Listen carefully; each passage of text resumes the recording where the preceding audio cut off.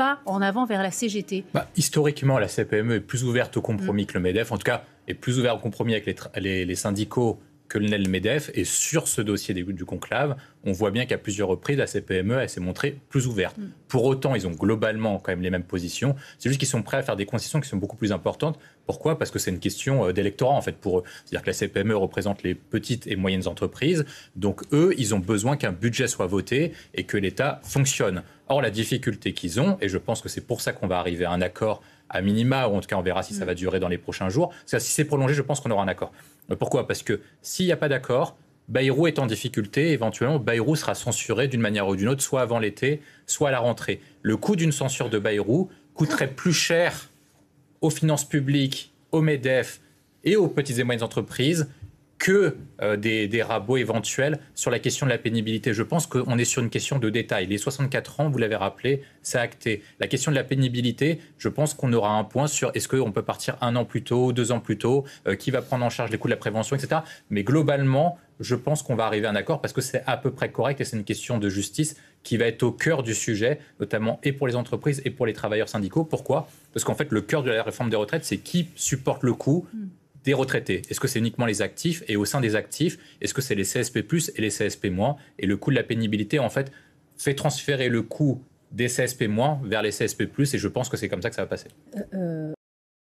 Et de politique. Je pense qu'il y a 4 raisons pour lesquelles ils ne vont pas censurer. 1, je pense qu'il y aura un accord et que je ne vois pas le PS censurer un accord auquel la CFDT aura apposé sa signature, parce que ce sont les partenaires historiques du Parti socialiste et ceux qui avaient aidé François Hollande à faire passer la réforme Touraine. Le deuxième élément, c'est que si le PS censure, Emmanuel Macron, dans 3 semaines, va retrouver le pouvoir de dissolution et donc effectuera une dissolution. Nous, on a commencé à faire nos calculs pour savoir les différentes hypothèses et on voit que quasiment tout le groupe socialiste perdrait parce qu'il partirait divisé avec un candidat LFI quasiment dans toutes les circonscriptions face à eux. Et comme l'a rappelé Antoine, même Olivier Faure, le premier secrétaire du Parti socialiste, perdrait face à un candidat LFI et donc il perdrait quasiment tous leurs sièges. Le troisième point, c'est que le Parti socialiste commence à passer devant la gauche, en tête des forces de gauche, mais grâce à leur nouvelle posture depuis le début de l'année, notamment l'accord de non-censure, on voit que dans toutes les enquêtes d'opinion, ils sont devant LFI sur les élections législatives anticipées. Mais ils ne sont pas encore assez forts pour imposer leur ligne de manière hégémonique à gauche, donc ils ont besoin de gagner du temps. Et quatrième point, Antoine l'a rappelé, c'est la question des municipales. Ils n'ont aucun intérêt à créer le bordel, alors qu'ils ont beaucoup de mairies, ils sont sortants, ils ont besoin de les sauver, alors qu'un bordel bénéficierait à LFI. Il nous reste peu de temps, mais Catherine Tricot, personne... Une question qui se pose aussi, c'est d'aller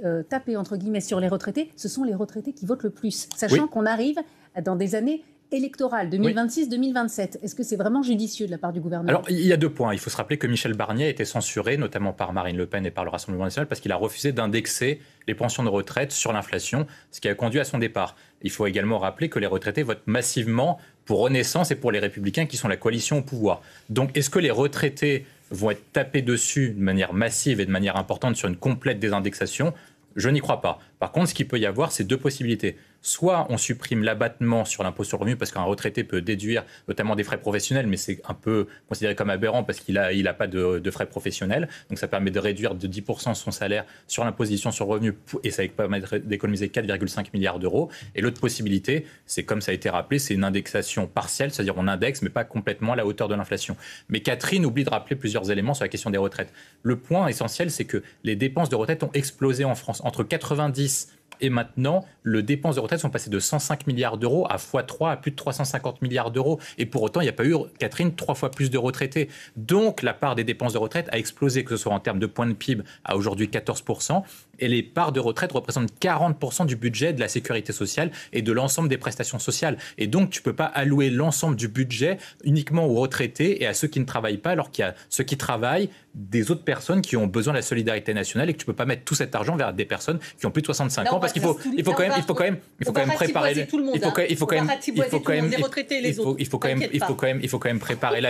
préparer l'avenir plutôt que sauver uniquement le passé. Je voudrais qu'on passe au